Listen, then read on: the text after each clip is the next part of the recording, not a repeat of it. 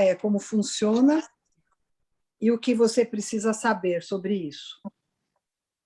Né? Então, é esse o objetivo, e se for necessário, nós chamaremos o senhor novamente, doutor Vitor, porque a gente sempre tem um público que entra, que vem e que se interessa, então, se for necessário, a gente fará isso de novo e a gente espera poder contar com o senhor. Então, André, você pode, por favor, passar a biografia do doutor Vitor para todo mundo? Claro, já estamos todos, né? Sim, aí as pessoas vão entrando depois. Regina, André, só antes de você conversar, pedir às pessoas, que eu vejo que algumas pessoas estão com o microfone aberto, então pedir a gentileza das pessoas de procurarem fechar o microfone. Isso, muito obrigada. E que a qualquer momento o microfone ele pode ser destravado para uma pergunta, mas só para a gente evitar de interferência ao longo da fala do doutor Vitor. Muito obrigada, então. Bom, boa tarde a todos. Meu nome é André Marcília, eu cumprimento o doutor Vitor em nome da Comissão Jurídica, em nome da ANER.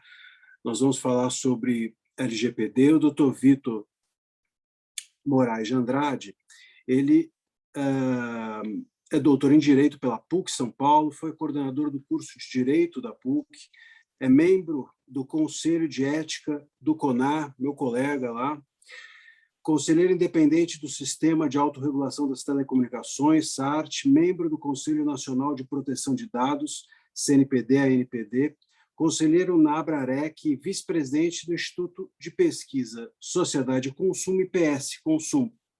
Foi coordenador geral do Departamento de Proteção e Defesa do Consumidor do Ministério da Justiça e está aqui conosco hoje para trazer um pouco essa visão dessa lei da LGPD para esse universo dos editores e das editoras, que, enfim, é um universo próprio, mas sem dúvida vai sofrer ou se beneficiar, enfim, de igual forma ou com suas peculiaridades dessa lei. Bem-vindo, doutor Vitor, a palavra é sua. Oi, André. Muito obrigado pelo convite, agradecer a Regina e todos vocês. Para mim é uma satisfação poder conversar com quem está no dia a dia do mercado e sente na pele, né, os problemas, as dificuldades de implementar a Lei Geral de Proteção de Dados e como contextualizar a lei no negócio efetivamente, né? A gente passou por, né, vamos considerar quase 2 anos de lei, mais uma discussão anterior de implementação. Sempre quando surge uma regra nova, surgem dúvidas, surgem preocupações, medos, agentes vendendo terror e, olha, se você não se adequar, não colocar o sistema XYZ, você vai correr o risco de uma multa gigante. Eu fico brincando, né? Eu não sei aqui quem é da área. Assim, primeiro, né? Eu imagino que nem todos aqui sejam advogados, né? Muita gente que está no mercado, mas quando eu converso com alguns amigos que são da área de compliance, e ele fala, Vitor, isso é só mais um. Né? Assim, já tem o compliance de corrupção, já tem o compliance de questões ambientais, já tem o compliance da modalidade de negócio. Então, é mais um chapéu para colocar sem aumento de headcount, né? Sem aumento de orçamento para lidar com esse problema. E, no final do dia, todo mundo tem que se virar com essas questões, o país tem que crescer, os negócios têm que se desenvolver e o consumidor tem que ser protegido, né? Ou mais protegido, ou voltar a ser protegido nessa dinâmica. Então, a ideia dessa conversa, né, é falar um pouco do que eu tenho visto nesses 2 anos da lei, um pouco antes. Eu recentemente fui indicado para integrar o Conselho Nacional de Proteção de Dados, graças até ao apoio também da ANER e de outras 15 associações do setor da comunicação. Né, como você falou, né, André, a gente está no CONAR também, o CONAR tem questões de dados, existe um dia a dia de proteção de dados nos negócios também. Então, a ideia é fazer um bate-papo nesse contexto. Como eu não conheço, né, enfim, o público que está aqui, né, eu fiz uma apresentação, a partir um pouco do que a gente conversou, André, mas eu queria combinar com vocês que a gente pode mudar a apresentação da forma que for conveniente, né, trazer os temas e as questões que sejam convenientes para vocês, para que essa conversa aí de 1 hora seja o mais produtiva possível para todos, né? Eu até convidei outras 2 pessoas que trabalham comigo no escritório, que vivem um pouco desse dia a dia, que é o Marcelo e a Lígia, que estão aqui. Então, se qualquer coisa eu não souber, eu pergunto para os universitários, mas eu imagino que boa parte das questões envolvendo o setor de editores de revistas eu consiga responder. Eu fiz uma apresentação, eu vou compartilhar aqui com vocês e depois eu disponibilizo essa apresentação. Eu não sei se eu tenho... está aqui, deixa eu ver.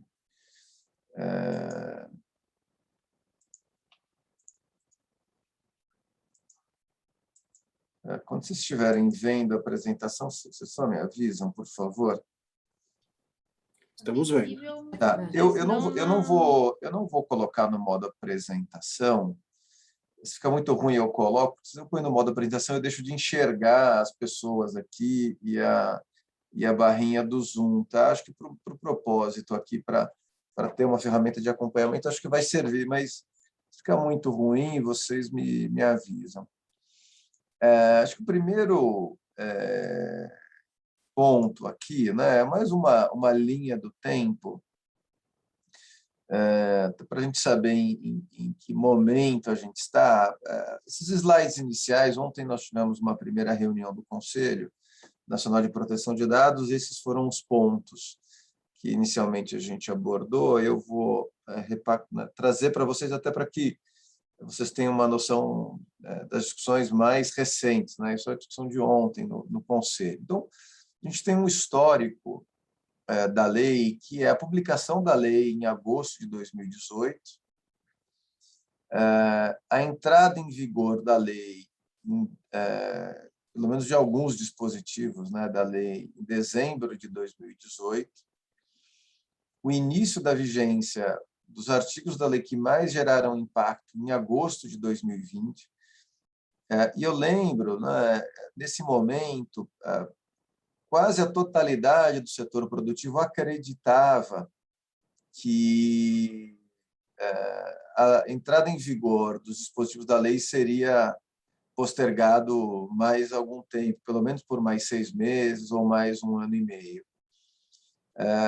E não foi o que aconteceu, né? Acho que não dá para falar que foi uma grande surpresa, né? Porque a lei é de 2018, mas quando ela efetivamente entra em vigor, muitos tomam um susto, né? Em agosto de 2020, muitas empresas sem estarem efetivamente preparadas, sem ter orçamento para lidar com o tema. Isso gerou uma certa apreensão de muitos negócios, né? Nesse mesmo período, se aprova a estrutura regimental da ANPD, que é a Autoridade Nacional de Proteção de Dados.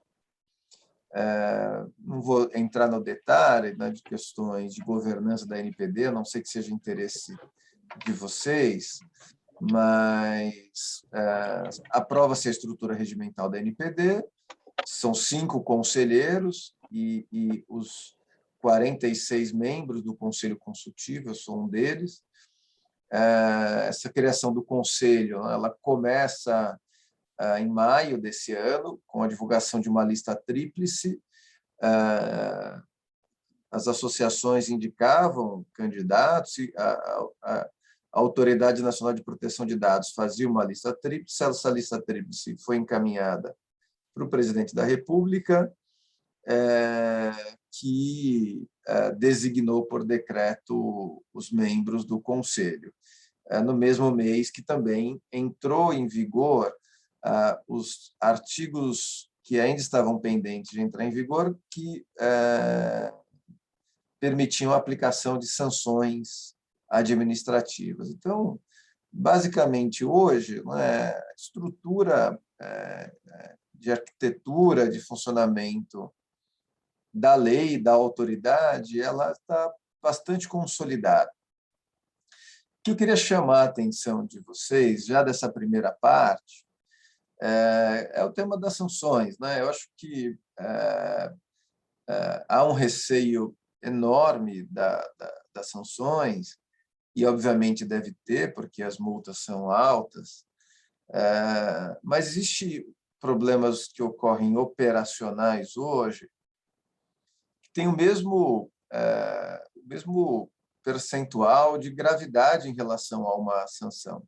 Se a gente fizer uma análise relativamente simples, né, de um caso de vazamento de dados, por exemplo, tendo um vazamento de dados de 10 milhões de nomes, se a gente entender que este vazamento oferece um risco jurídico de uma indenização, e a indenização vai ser de R$1.000, R$2.000 por pessoa, ou um dano coletivo, etc., o risco financeiro ele se torna gigantesco. Se eu fizer essa mesma análise para questões de proteção de dados de colaboradores, por exemplo, a gente já percebe que o tema de proteção de dados já tem aparecido em ações trabalhistas, coisas do tipo, onde muitas vezes é normal, né? Empresas grandes e pequenas, a pessoa ficou doente, vai mandar um atestado, esse atestado com um dado sensível vai passar na mão da secretária, da equipe, etc., mostrando ali dados sensíveis, o que não é recomendável.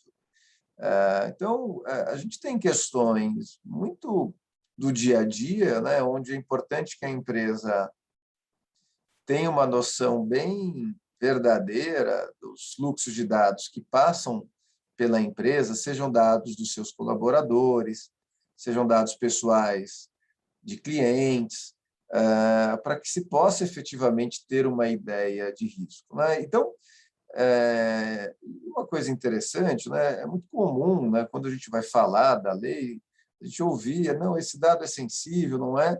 Mas uma coisa são dados sensíveis sobre o aspecto do negócio, aspectos comerciais, outra coisa são os dados sensíveis sobre o ponto de vista legal. Então, para a gente ter uma ideia de um mapa, né, de um histórico da lei, um histórico institucional do que hoje é a Autoridade Nacional de Proteção de Dados, basicamente esse cenário. Nós temos aí 3 anos, praticamente, da publicação da lei, da entrada parcial em vigor dos seus dispositivos, aprovação de estrutura e a implementação efetiva. Não sei até que ponto todos sabem, até que ponto isso é uma informação interessante para vocês, mas a autoridade ela tem uma agenda de prioridades.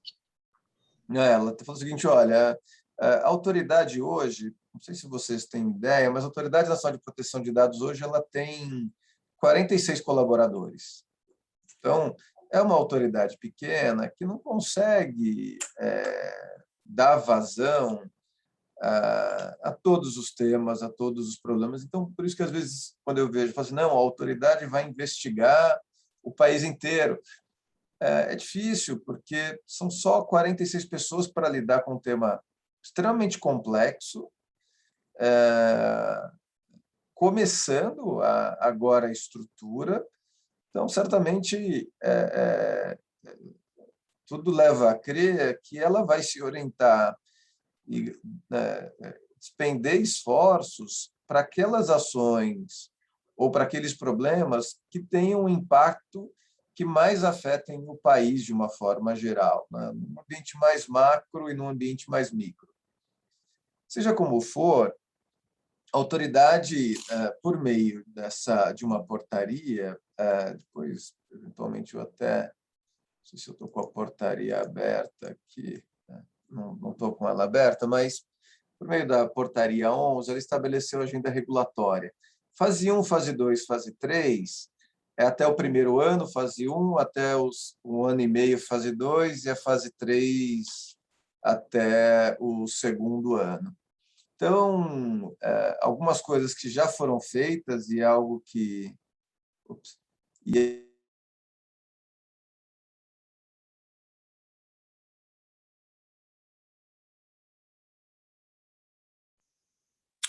Vocês estão ouvindo? Acho que o áudio do Vitor cortou. Acho que o áudio dele tá no cortou. mudo. O Edir pode liberar, Edir. O Regina pode liberar Oi, também. gente, desculpa. Voltou, né? Voltou. Desculpa, eu fui mexer aqui e apertei o mudo. Então, eu estava dizendo, né, dentro das agendas da prioridade da agência, estão algumas regulamentações. Então, a gente tem a regulação para pequenas e médias empresas. A gente está, nesse momento hoje, até...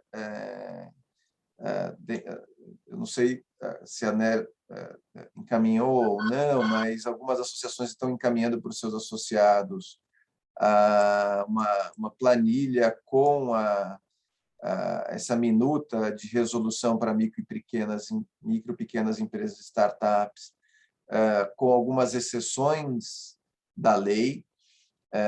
Eu vou falar um pouquinho mais para frente, então não vou me estender muito nesse momento.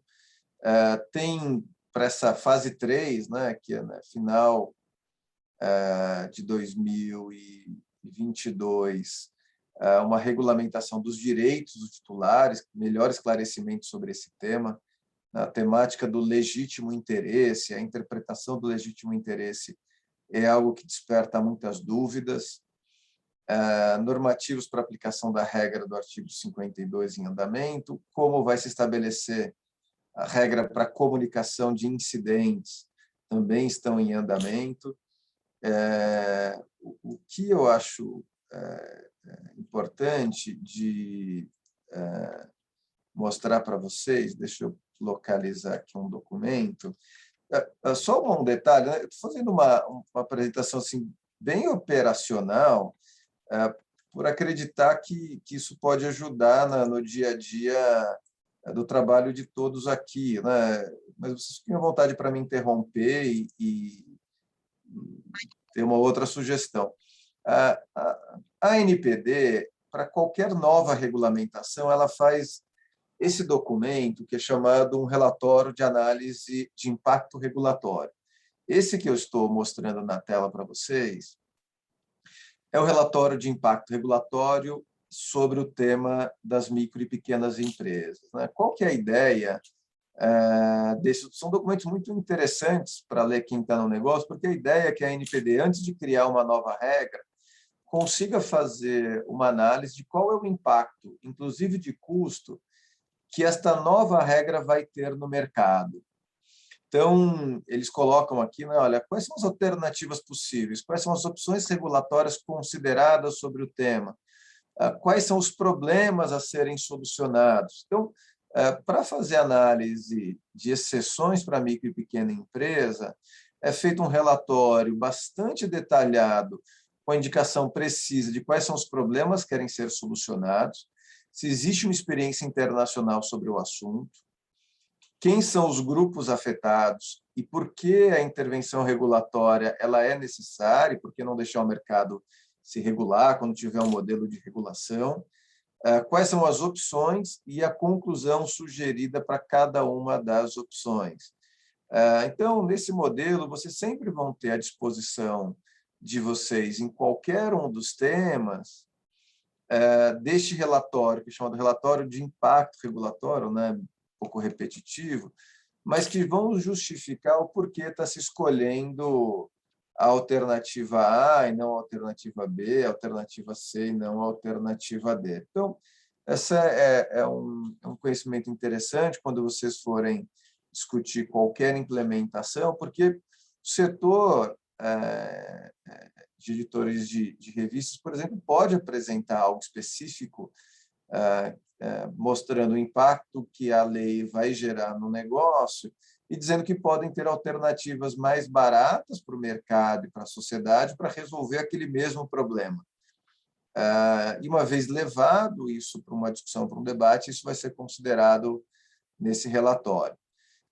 Então, uma outra coisa que está pendente, né, o relatório de impacto de dados, como fazer esse relatório, quais as exigências legais para isso, uma discussão, né, de regulamentação para a atividade do encarregado, ou de PO, né, que é um termo mais comum, transferência internacional de dados e as hipóteses legais para tratamento de dados. Então, essa é a agenda regulatória, é isso que a gente deve esperar da autoridade nos próximos, pelo menos, 18 meses aí de atuação. A Autoridade Nacional de Proteção de Dados tem 4 eixos principais de atuação, uma ideia de normatização, fiscalização e sancionamento.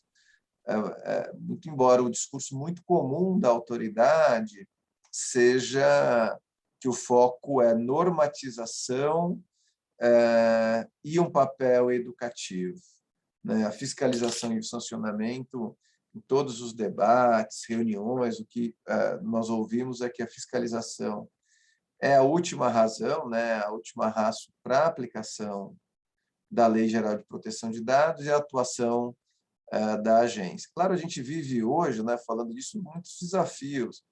Tem uma bola dividida hoje entre a atuação da autoridade e dos PROCONs, do Ministério Público, que, diante dos problemas que aparecem, são praticamente obrigados a se manifestar e se posicionar para atender a demanda da sociedade, dos consumidores, que gera uma grande preocupação do mercado, principalmente porque são órgãos que são muito pulverizados, né? Hoje, a gente fala que são mais de 800 PROCONs no Brasil, 900 e alguma coisa, para ser um pouquinho mais preciso.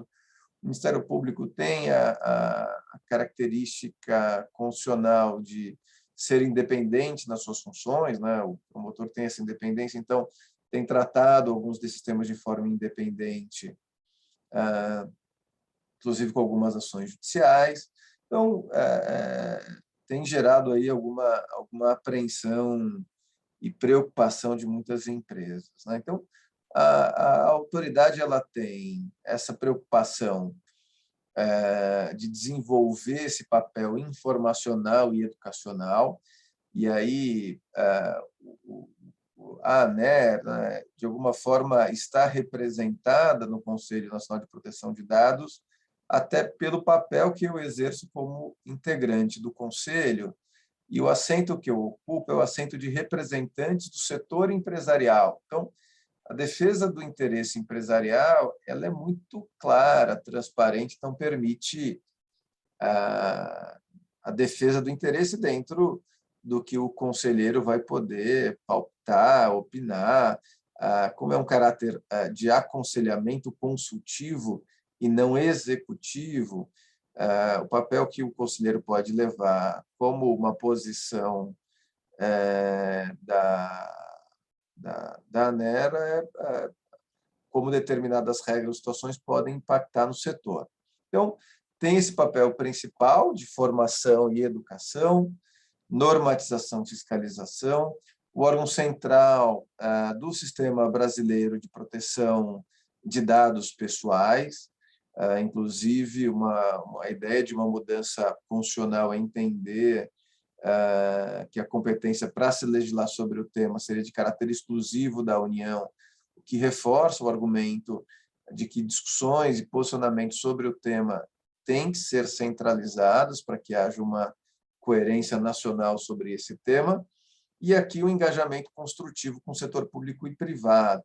E aqui, né, algo bastante importante, que a própria Autoridade Nacional de Proteção de Dados entende que modelos de corregulação, que funciona regulações específicas com determinados setores, é muito bem-vindo e pode auxiliar muito na concretização desse tema. Então, um papel que a ANER pode assumir neste aspecto no que disser respeito, impactar exclusivamente o setor.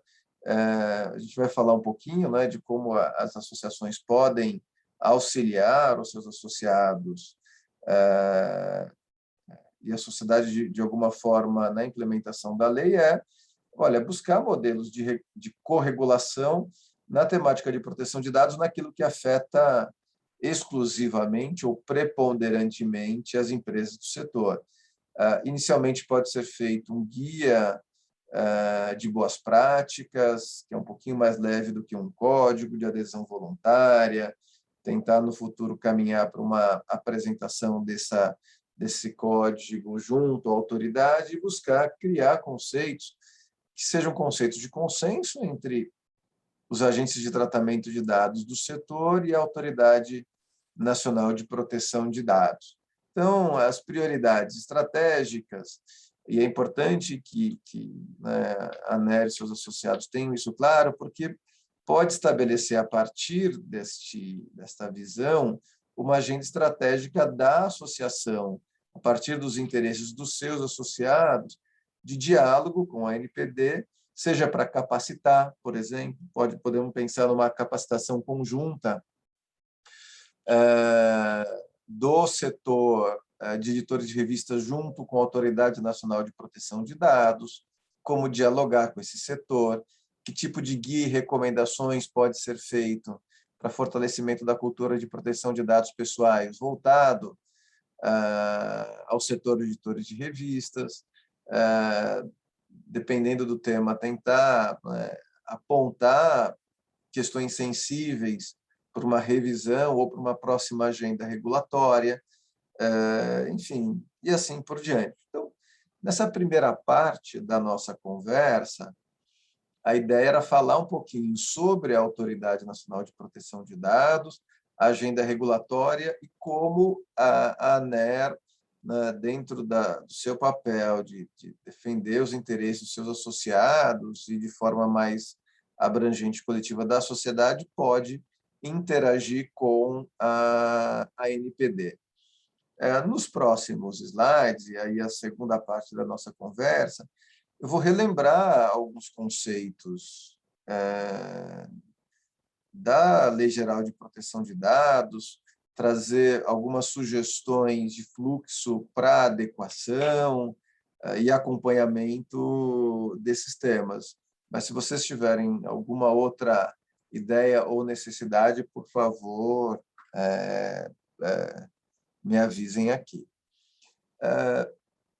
Grosso modo, toda empresa, e isso vale para a associação também, tem que ter uma compreensão bem clara do ciclo de vida dos dados. Em que momento eu adquiro ou crio a informação, de que forma eu vou armazená-la, por quanto tempo eu vou armazená-la, para qual finalidade eu vou armazená-la, como eu vou controlar o acesso àquele dado armazenado. Cada um desses tópicos eu tenho aqui várias ações que podem ser criadas. Eu tenho dados, informações, eu preciso melhorar a minha base, eu preciso enriquecer a minha base, eu preciso prestar esse serviço, eu preciso contratar esse serviço. Ela tem que ser compreendida nesse ciclo de aquisição, criação, armazenamento, processamento desses dados, e aqui envolve até questões de segurança, com quem eu vou compartilhar e quais são os parceiros com os quais eu vou compartilhar. Será que o meu parceiro tem o mesmo nível de proteção de dados que eu? Será que o dado pessoal que eu vou compartilhar ele vai ter a mesma proteção quando eu compartilhar com parceiro, seja para fazer uma entrega de um produto, seja para fazer uma comunicação comercial, seja para cumprir alguma questão legal ou regulatória? Como eu vou arquivar, por quanto tempo eu vou arquivar, se eu vou anonimizar, se eu não vou anonimizar, e por quanto tempo ou quando eu vou descartar esse dado ou aquela informação, ou a opção, ao invés do descarte, pode ser uma anonimização, seja lá o que for, dentro de todas as possibilidades. Então, eu preciso ter em mente, no mínimo, esse ciclo de vida dos dados com todos esses detalhamentos. Não vou entrar em todos os detalhes da lei, eu estou partindo de um pressuposto que, basicamente, alguma noção sobre a lei, ainda que muito genérico, todos tenham, mas a lei fala de aplicação, autoridade, transferência, multas, direitos do titular e assim por diante, coisas que a gente vai falar um pouquinho ou relembrar um pouco, né? A lei tem alguns princípios que toda hora voltam, né? E esses princípios acabam tendo interpretações diferentes, dependendo do setor, dependendo de como o dado pessoal vai ser utilizado na prática. Mas, a grosso modo, né, dado ele precisa ser tratado de acordo com a finalidade, adequado à finalidade para a qual ele foi capturado ou cedida. Cada vez mais eu preciso usar menos dados pessoais, né? Eu tenho que demonstrar a necessidade da utilização daquele dado. A questão do livre acesso é uma questão importante, porque muitas vezes pode exigir das empresas uma estrutura ou infraestrutura de atendimento para que o titular do dado tenha acesso àquela informação. E aí, até antecipando um pouquinho o tema que está lá para frente, né, que a gente está vivendo aqui a consulta pública da norma de aplicação da Lei Geral de Proteção de Dados para micro e pequena empresa. Uma das possibilidades da aplicação da lei para micro e pequena empresa, no que diz respeito aqui a livre acesso, transparência, é que as empresas, microempresas ou startups que não tiverem estrutura, podem ter um canal de contato ou resposta de questões envolvendo o tratamento de dados junto à sua entidade de classe. Então, é quase como se nós disséssemos que, se for aprovado a resolução para micro e pequena empresa da forma que hoje está em consulta pública, a ANER, por exemplo, vai poder criar totalmente um serviço ou concentrar de empresas pequenas uma forma, um pool de atendimento para que as pequenas não tenham que criar essa estrutura. Eventualmente, o órgão, a entidade de classe pode fazer. Eu não estou querendo gerar ou criar nenhum trabalho ou uma ação adicional para a associação, não é isso, mas dizer que as entidades, né, de representação setorial ganharam relevância para a implementação da lei em diversos aspectos. Então, a gente tem esses princípios: qualidade, transparência, prevenção, não discriminação, responsabilização e prestação de contas, e alguns direitos, né, do titular, confirmação da existência, acesso a dados, correção, anonimização, bloqueio ou limitação, portabilidade de dados, né, proposta de resolução da aplicação da lei para a microempresa, ela dá algumas exceções, a não obrigação de fazer portabilidade de dados é uma delas, eliminação, informação de uso compartilhado, informação sobre não consentimento, revogação do consentimento, obviamente, desde que isso não impeça o cumprimento de uma obrigação legal ou o cumprimento de uma obrigação contratual. E algo que vocês já devem também, de alguma forma, estarem cansados, né, de saber, é que, para eu tratar dados pessoais, eu tenho 10 justificativas que são as bases legais, né, que o consentimento é uma delas, o legítimo interesse também é uma delas, cumprimento de contrato ou obrigação legais é outra, proteção do crédito, tutela da saúde, até o que foi discutido e utilizado para viabilizar sistemas de geolocalização no começo da pandemia. E alguns tipos de dados que têm tratamentos específicos, né? Seja a forma de autorizar, seja a forma de tratar, né? Crianças e adolescentes, dados sensíveis, regra para término de tratamento de dados ou transferências internacionais de dados. Momento atual, hoje, né, de todas essas discussões, a gente está, neste momento de consulta pública, de aplicação da LGPD para micro e pequena empresa, tem algumas dispensas e flexibilizações em relação aos direitos do titular, não conferir portabilidade de dados, atendimento do direito ao acesso por declaração ou formato simplificado, que vai ser estabelecido por regulamentação, dispensa do registro de atividades de tratamento de dados, apresentação simplificada de um relatório de impacto de dados, não precisa ter encarregado de DPO, mas eu preciso ter um sistema de atendimento para o consumidor, mas essa foi uma demanda forte de muitas empresas. Eu lembro de posições, salvo engano, da FEComércio, falando, olha, um DPO vai ter um salário de tanto, se eu pegar multiplicar isso por 12, o salário médio de um DPO é mais do que o resultado ou faturamento de uma micro e pequena empresa nesse ano. Então, pediu-se a isenção do encarregado para micro e pequena empresa. Claro, todas essas exceções... Doutor, dá licença um pouquinho, deixa eu meter o bedelho, deixa eu fazer uma pergunta. Claro. Que é assim, qual é o caminho prático da punição? Como é que acontece? Vamos pegar um exemplo.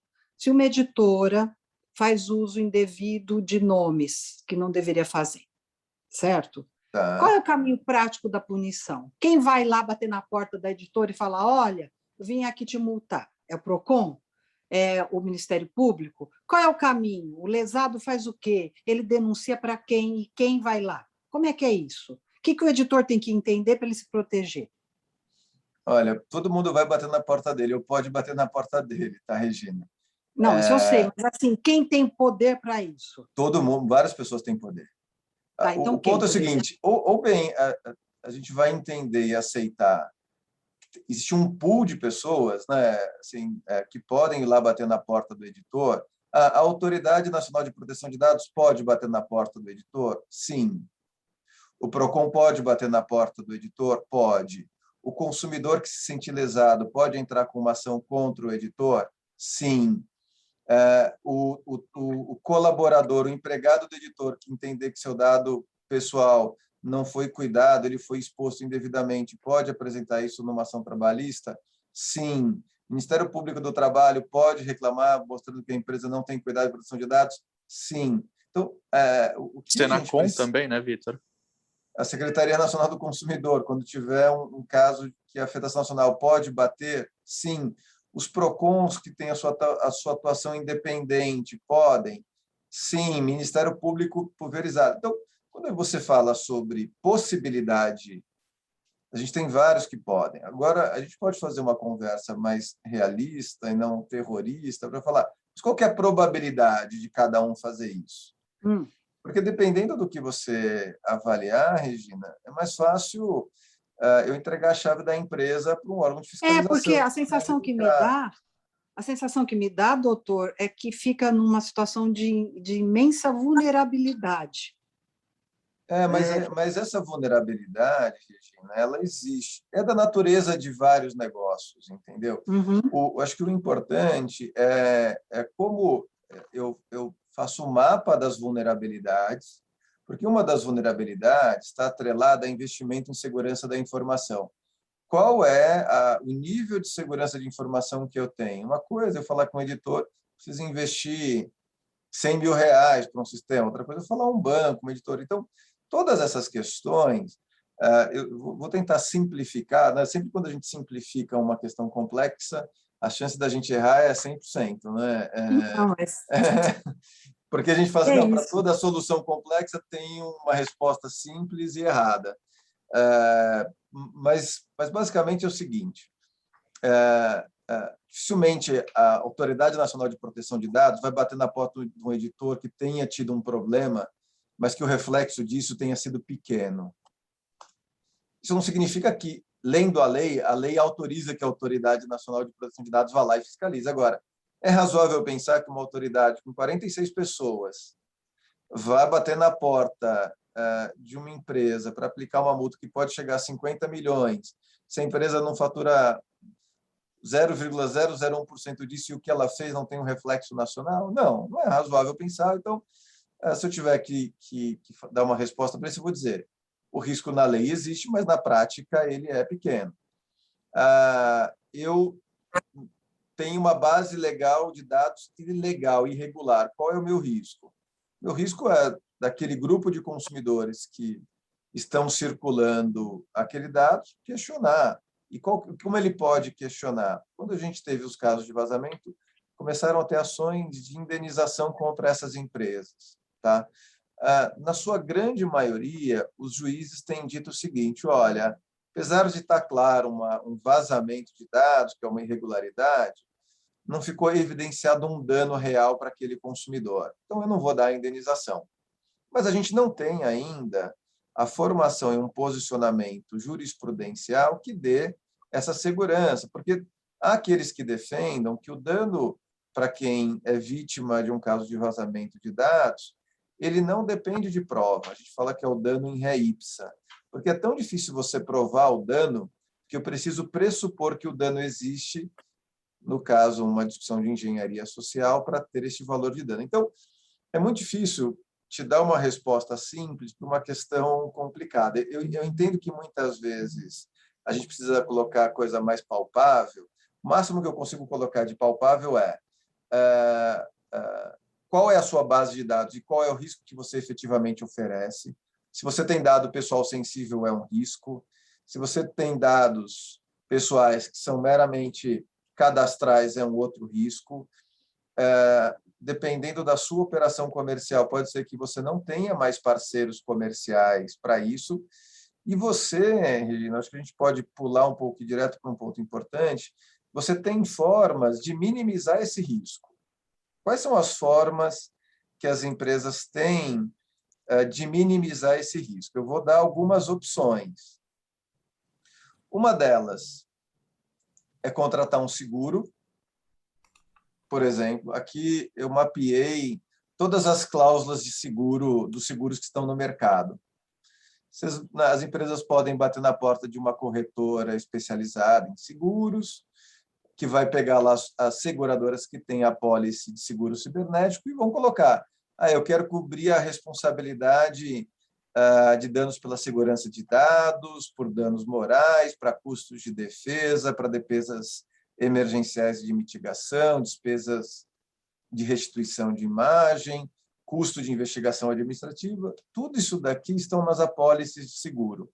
É uma forma das empresas se precaverem. Eu não coloquei aqui, mas as empresas podem buscar programas de certificação.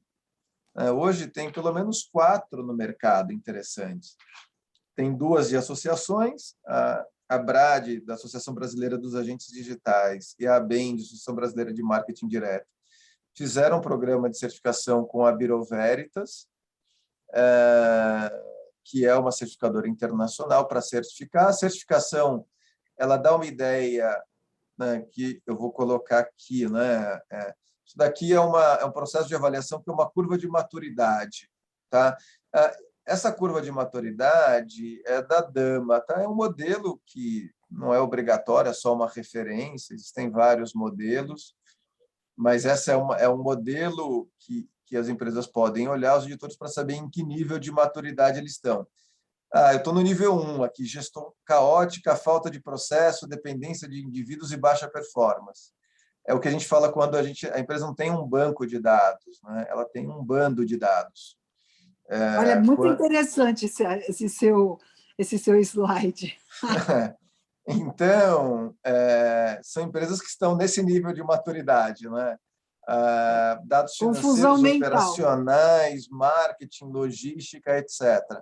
Tem empresas que estão no nível 2, possuem um pouco de expertise, já tem processo, já tem indivíduos especificados para projetos, possuem processos já melhores definidos, tem um time para execução de projetos, está no nível 4, já tem gestão, já tem ferramenta, já tem uma previsibilidade de resultados, e aí vai entrando dentro dessa curva de maturidade. Então, quando a gente vai falar, né, dessa discussão, são 6 pontos centrais aqui, né?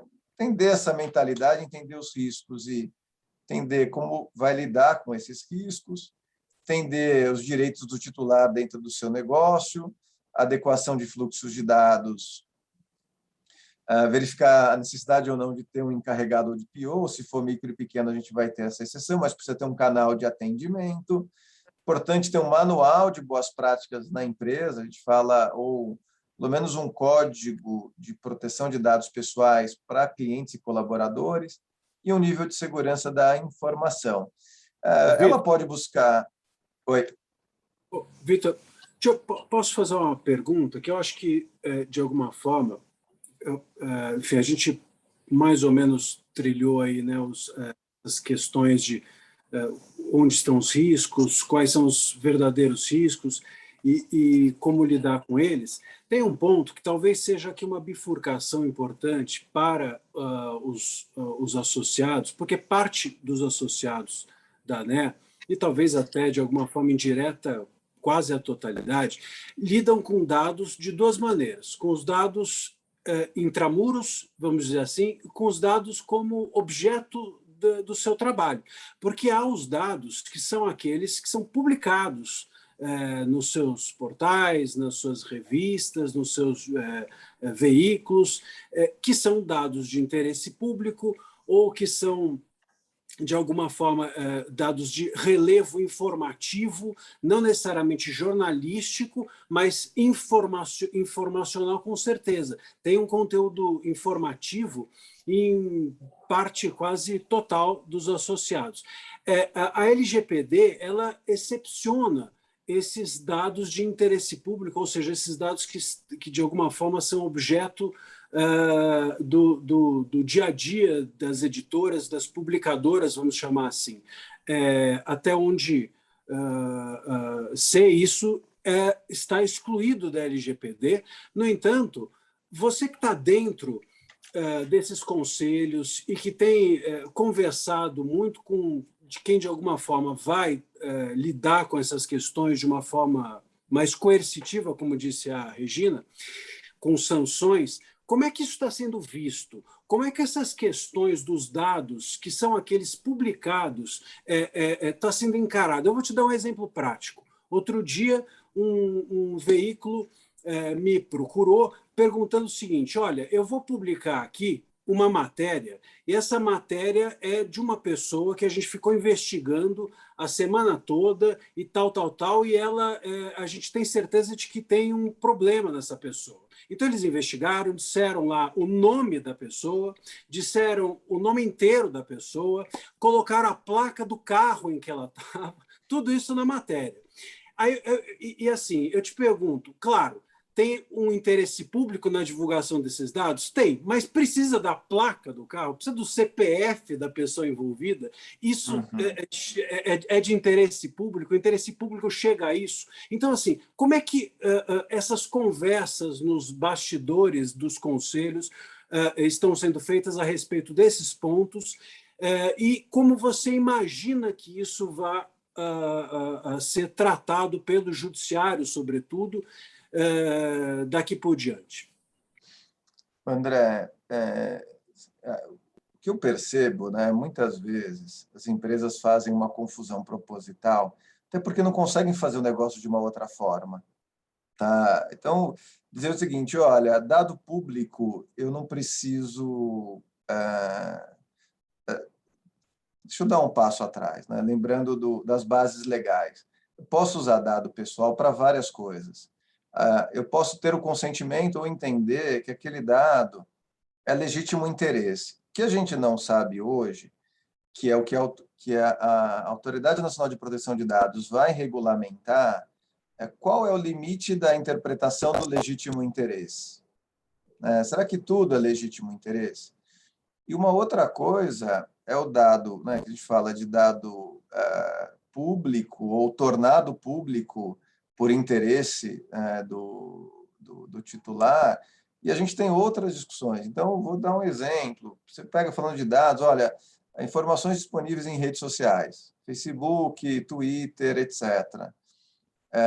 Tem regras específicas de disponibilização de dados para cada uma dessas plataformas. Tanto é que hoje, algo que é muito comum, tem empresas que têm APIs para pegar dado do Facebook, o Facebook está derrubando essas APIs, falando, olha, Você não pode pegar o dado pessoal aqui. O consumidor, ele aceitou uma política de uso daquele dado pessoal e só vai pegar o dado aqui quem tiver um acordo comercial com a plataforma e que, de alguma forma, vai estar cumprindo o contrato que a plataforma tem com o consumidor para consumir o dado pessoal daquele consumidor.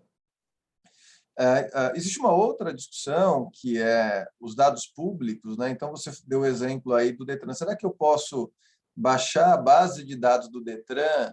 Eu vou criar um robozinho para entrar lá, baixar a base de dados do Detran, que vai ter a placa, modelo do carro, CPF do proprietário, endereço, para eu fazer uma campanha comercial a partir de segmentações, porque a base de dados do Detran é uma base de dados pública, por exemplo. Hoje, eu vou dizer o seguinte, tem gente que defende esse ponto de vista.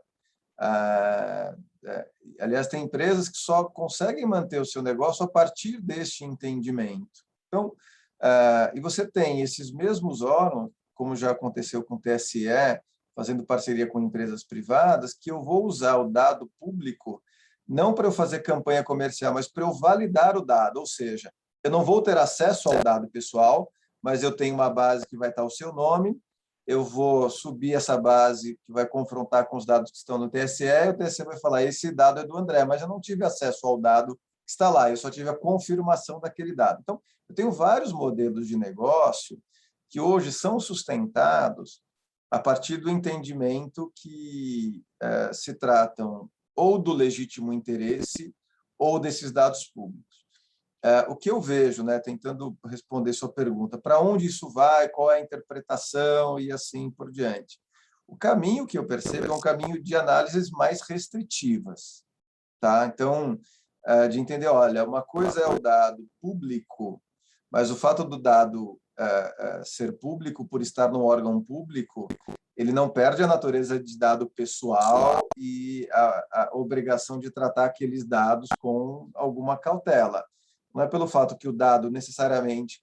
Eu preciso ter um órgão de trânsito que tenha todos os dados pessoais dos proprietários de veículo, mas o fato de eu ter um órgão que tenha todos esses dados pessoais não torna aqueles dados pessoais públicos pelo fato de ser gerenciado por um órgão público, por exemplo. Não sei se eu Talvez, Vitor, um bom exemplo disso, e até para o pessoal de jurídico que está aqui na nossa reunião, sejam esses sistemas do judiciário que nós temos ali processos que são públicos, mas que há todo um impedimento a que se chegue a eles, né? Então, não sou robô, clica no hidrante, aquelas coisas.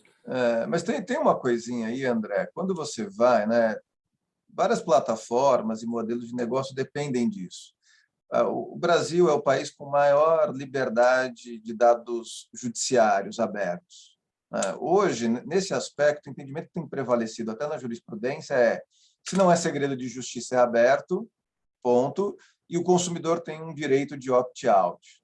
Plataformas que, né, são bastante conhecidas aí por pegar dado na junta comercial, pegar dados em processos, questionadas já sobre isso, por utilizar dados pessoais ou até mesmo expor pessoas por essas consultas, as decisões judiciais preponderantemente têm entendido que as plataformas exercem uma atividade ilícita, legal, e que aquele incomodado tem que pedir para sair. Então, para onde a gente vai nesse cenário?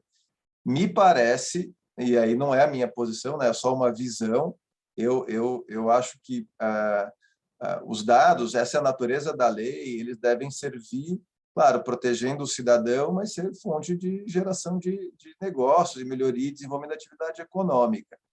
Mas tudo leva a crer numa interpretação cada vez mais restritiva. Eu tenho dados de pesquisas que eu acompanho do setor de marketing, muitas empresas estão deixando de usar o third-party data para usar o first-party data, que cada vez mais empresas compram menos dados, cada vez mais empresas investem para ter os seus dados próprios dos seus clientes, parceiros e prospects, né? Já antevendo uma mudança de mercado. Mas a gente está no começo, acho que é importante a ANER, junto com seus associados, participarem dessas discussões para tentarem antever um pouco esses problemas e exercer a sua atividade, virar a chave de uma hora para outra é inviável para muitos negócios e eu estou convicto que não é o que a lei quer e não é o que eu vejo da intenção da autoridade. A autoridade tem se mostrado muito sensível a permitir uma implementação da lei de forma moderada, viabilizando a proteção do titular com o desenvolvimento das atividades econômicas. Em todos os discursos, todas as conversas, eu vejo um pouco dessa serenidade. Claro, hoje, se eu tivesse que focar esforços, cuida do seu cliente, cuida do seu colaborador. Hoje, os gargalos estão mais aí, claro, e depois eu vou também fazendo os ajustes dentro da minha atividade econômica. Ô, Vitor, posso fazer uma pergunta? Claro. Que é Demétrios da Carta Capital. É o seguinte, tem alguns pontos na lei, lá na nossa empresa a gente leu e releu várias vezes, também consultamos o nosso corpo jurídico, mas tem algumas questões na lei que você é obrigado a inferir, né? Que elas não são suficientemente claras, né? E isso deixa a gente num terreno um pouco pantanoso. Vou dar um exemplo prático aqui. A eliminação de dados cadastrais pós-tratamento, né? Ou o direito à eliminação de dados por parte do cliente. Quando a gente está falando de um serviço eventualmente gratuito, de acesso a um conteúdo e tal, e a pessoa ela quer eliminar os dados ou ela não vai mais utilizar, isso é fácil de se resolver. Você vai lá, apaga os dados e geralmente você não tem nenhum compromisso adicional. Agora, quando a gente está numa relação de prestação de serviço relacionada a consumo e venda, você tem obrigações legais que são periféricas ou adicionais à própria lei da LGPD e que também precisariam ser seguidas. Então, por exemplo, se eu vendo uma assinatura de um conteúdo ou vendo um exemplar avulso, os dados cadastrais dessa venda estão em meu sistema. Mesmo que a prestação do serviço da assinatura acabe ou já tenha ocorrido, eu não poderia, em tese, simplesmente apagar os dados desse cliente, mesmo que ele peça. Por exemplo, o Código de Defesa do Consumidor determina que a pessoa tem 5 anos para reclamar sobre alguma irregularidade, né, na prestação do serviço. Ou ainda, você tem obrigações junto à Receita Federal em relação à emissão de nota. Então, não é uma coisa tão simples do tipo, olha, apaga meus dados e ponto final. Como que a gente pode se resguardar em relação a isso, por exemplo? Né? Olha só, Demetrios, seu exemplo é bom, vamos lá. Se você pega um assinante, quando você vai mantê-lo para alguma finalidade específica, você vai falar, olha, eu vou manter o seu dado, Vitor, porque você pode me acionar em 5 anos, eu preciso ter informação para me precaver. A base legal que você vai justificar esse tratamento de dados é para cumprimento de obrigação legal. Então, você vai manter o dado para cumprir a obrigação legal e não para me mandar oferta. Porque o dado ele pode ser mantido com determinadas bases legais, mas para cumprir algumas finalidades. Então, a depender da sua justificativa para a manutenção daquele dado, a utilidade tem que ser restrita àquele dado, né, àquela finalidade. Eu acho que o fundamental as empresas têm que manter uma jornada ativa de relacionamento com os seus clientes ou prospects, né? Não posso ter um armazenamento de dado infinito, nem com a justificativa de serviços gratuitos, né? Então, vou dizer o seguinte, olha, é gratuito, ótimo, Vitor, vamos manter, eu pedi o cancelamento do serviço, você pode interagir comigo e falar, olha, Vitor, eu quero manter o seu dado pessoal, porque você pode anonimizar e ter uma outra forma de fazer uma campanha no futuro, mas você pode, olha, Vitor, eu estou mantendo aqui o seu dado, quando eu aderir à plataforma, eu não sei qual que é a média de tempo para que eu seja comercialmente interessante para o seu negócio. Você, putz, olha, no mínimo 1 ano. Então, quando você, olha, Vitor, você vai aderir ao serviço, eu vou manter a sua base de dados depois do cancelamento por 1 ano, para que eu te ofereça novas oportunidades de negócios, de revistas, enfim, algo que seja atrativo para você. Aí vou manter por 5 anos por conta do CDC ou mais X anos por conta de questões regulatórias. Se eu estiver falando de seguro, a SUSEP exige um prazo. Se eu estiver falando de saúde, é um outro prazo. Então, a questão é, o tempo que você vai manter o dado e a finalidade para a qual você vai usar. Eu acho que a grande... e aí, com isso, você consegue, Demetrio, simplificar um pouco. Olha, se é só para obrigação legal, claro que se você, dependendo da ferramenta de CRM que você tem, você vai ter que ter um flag lá e falar, olha, esse dado é para manutenção para fins de obrigação legal e não para comunicação comercial ou relação de prospecção. E é importante que você interaja com essa base. O que eu vivi muito nesses 2 anos são as empresas que tinham uma base gigantesca, não tem a planilha que falava que tinha autorização, era uma planilha de Excel, com um monte de sim, você não tem registro de hash para ter origem desse armazenamento, é uma planilha Excel que qualquer um pode ou poderia ter preenchido.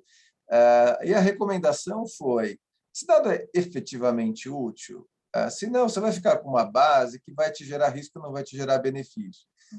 Participei de muitas construções de diálogo com os clientes para, de alguma forma, voltar este contato e ter, no legítimo interesse, uma base legal legítima para manter esse dado, que eu posso discutir com você num outro momento será que é legítimo interesse ou não? Eu posso ter alguma dúvida, mas a gente não vai sair dessa zona cinzenta por enquanto. Talvez a gente saia dessa zona cinzenta em 2022, em 2023, quando a autoridade der indicações mais precisas. Mas, se fizer sentido, se eu já fui assinante da Carta Capital, é legítimo interesse você ter minha informação. Eu já fui seu contratante, você pode ter o meu nome na sua base, flegado como o Vitor está aqui por legítimo interesse como base legal. Perfeito. Para mim está correto. Então, são esses caminhos que cada empresa vai ter que buscar para se adequar. Ô, Vitor... Tá, o André vai falar agora. Não, só um porém.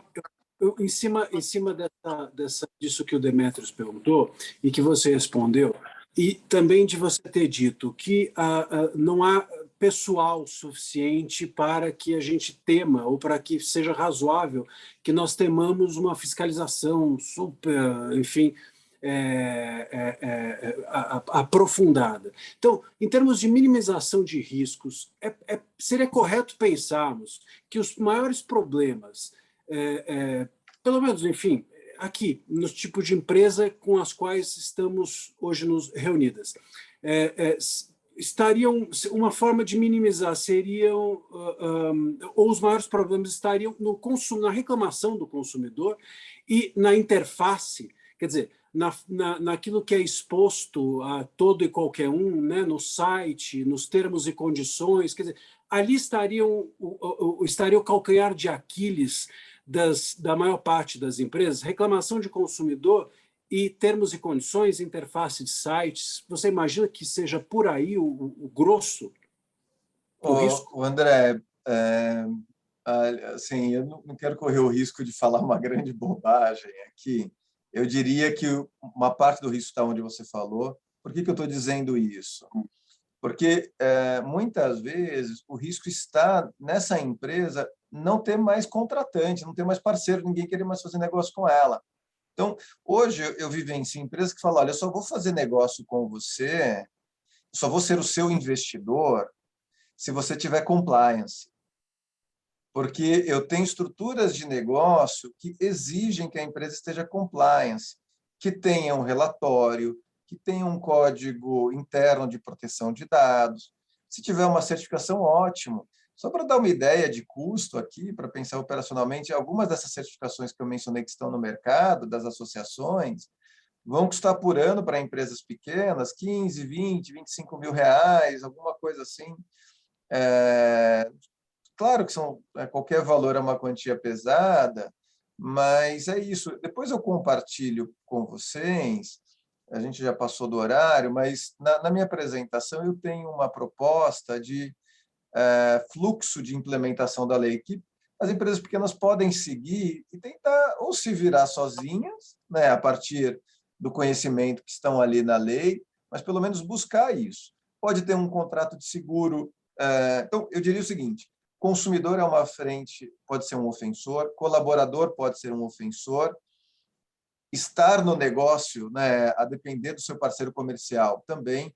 Vou dar um exemplo, eu lido com empresas de call center. Se a empresa de call center não tiver compliance, ela perde todos os contratantes. Então, o risco dela, até o risco operacional, pode ser muito pequeno, né, por regras de segurança, etc. Mas o contratante ele quer um certificado, ele quer uma pólice de seguro, ele quer algumas coisas. Se o consumidor percebe essa fragilidade, ele vai expor a marca e o nome daquela empresa, ela vai perder em reputação e credibilidade, e pode, como a gente falou, ter aí as ações judiciais individuais e as ações dos colaboradores. A Autoridade Nacional de Proteção de Dados pode, claro, acho pouco provável, mas não é uma questão de competência, pelo que a gente falou, né, de tamanho e reflexo nacional. E os órgãos de defesa do consumidor também são obrigados a responder. Veja, eu sou um consumidor, acho que a sua empresa lesou meu dado, eu vou aonde? No PROCON. O PROCON vai te notificar para te dar uma resposta. Talvez o PROCON não te multe com base na LGPD, mas o PROCON te multe com base no CDC. Tem uma certa bola dividida, porque a própria lei ela fala a atuação da autoridade não implica na competência, exclusão de competência dos órgãos de defesa do consumidor. Então, veja, se eu fosse, vou falar aqui, se eu estivesse na minha empresa, tá? O que eu faria com pouco recurso ou numa situação? Pega o desenho de um roadmap para implementação, faz o desenho do fluxo de dados, de todos os dados que passam na empresa, olha o que comercialmente é necessário e nevrálgico para eu tocar o negócio, faço os ajustes, os projetos de segurança, contrato ou melhoro a pólice de seguro que eu tenho e coloco toda essa questão de compliance como uma questão de vantagem competitiva. Isso para os pequenos e médios. É claro, os grandes já implementaram, já têm as suas estruturas consolidadas. É isso que eu vejo, assim, André, pensando para os pequenos, onde é o dono que está ali, 5 pessoas, 10 pessoas na empresa, precisa se virar, ganhar dinheiro e ter algum nível de segurança para poder botar a cabeça no travesseiro e dormir tranquilo. Embora, né, Vitor, no Brasil, botar a cabeça no travesseiro, dormir tranquilo é algo que o empresário nunca faz. Mas eu acho que são valiosas as suas dicas. E acho, né, Regina, que a gente está estourado, é isso? Já estouramos, acho que a gente está na hora de encerrar. Eu agradeço demais o doutor Vitor, espero contar com ele outras vezes. E se o senhor puder nos ajudar na criação do nosso manualzinho, a gente agradece. Não, conta com a gente depois, Regina. A gente apoia muitas associações, seja na sua própria implementação interna, né, como um apoio institucional e o que você entender que o setor precisa de esclarecimento, a gente tem ajudado a fazer princípios gerais, né, pelo menos para mostrar que o setor está preocupado. E aí cada empresa, dentro das suas possibilidades e dores, toca o seu, mas a gente marca uma conversa depois em paralelo. Sim, nós temos nossa comissão jurídica e a gente vai chamá-lo para uma reunião conosco, e aí acho que pode ser interessante para a gente tratar desse tema, né, André? Com certeza. Aqui é o café com a NER, lá vai ser o cappuccino com a comissão jurídica. Né? É verdade, Ô, com Regina. direito à bolachinha. Regina, uma pergunta para você e para o Vitor, inclusive. Há possibilidades, Vitor, de vocês mandarem essa apresentação para nós? Claro, seria muitíssimo claro. interessante, porque tem alguns pontos ali que você coloca que são bem diferentes do que a gente já leu e mais detalhados. Eu tem um último slide que a gente não colocou, que é esse fluxo de implementação, Demetrio. Pode ajudar, tá? Tá tudo na apresentação, eu vou mandar para a Regina e para o André, e aí eles compartilham. Muito obrigado. Que não tenha nenhum dado acessível nessa apresentação. Seguramente. Não, isso, gente, vou mandar com opt-in, fica tranquilo. E aproveitando também, a gente gostaria de saber se esse material que foi citado no início, perguntando se a ANER tinha distribuído para os associados, a gente não teve acesso a ele, se a gente poderia tê-lo também para poder distribuir. Claro, a gente manda, vou mandar até, a gente manda até em Excel, Juliana, para vocês circularem para as empresas, se elas quiserem fazer comentários por artigo, porque no site da NPD você tem que fazer artigo por artigo, então isso facilita essa parte operacional, tá? Eu mando para você hoje já. Perfeito, né? E Regina, Tá. lembrando, aproveitando as pessoas que fizeram perguntas, lembrando que a gente vai colocar esse material disponível na página do YouTube na ANER, então se alguém tiver alguma coisa contra, se a gente pode colocar, a gente faz alguma edição, então a gente pode colocar o material, as perguntas também no nosso website, na nossa página no YouTube. Demetrio, você tem alguma coisa contra? Foi só o Demetrios? Teve alguém Eu, mais? em absoluto, não. Demetrios, o André e eu. Tudo bem, acho. Então, tudo tranquilo, então. Estamos seguros. Vitor, muitíssimo obrigado. Foi muito bom. Acho que foi proveitoso, né, Regina? Acho que agora Sim, vamos dar andamento. Eu acho que, como a Regina falou, é um assunto que não se encerra, que ele só se não, renova. pelo contrário, está apenas começando, André. É isso, é isso. Acho que a gente vai descobrir um pouco, né, como o judiciário vai se comportar em relação a isso também. Isso Justamente. é uma Eu incógnita. passei aí no grupo, meu celular, e-mail. Qualquer coisa, alguém quiser trocar uma ideia, tirar uma dúvida, só me ligar, às vezes e-mail eu demoro mais do que o Zap. Então, mas estou à disposição de vocês aí. Tá ok, tá bom. Tá bom? Muito Maravilha. obrigada, Obrigado, doutor. gente. Um Tchau, grande tchau. abraço. Obrigada. Obrigada a abraço a todos. todos. Tá.